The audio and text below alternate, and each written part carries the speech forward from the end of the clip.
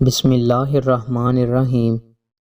رسول اللہ صلی اللہ علیہ وآلہ وسلم نے ارشاد فرمایا، جس نے جماعت سے بالشت برابر علیحدگی اختیار کی تو اس نے اپنی گردن سے اسلام کی رسی اتار دی۔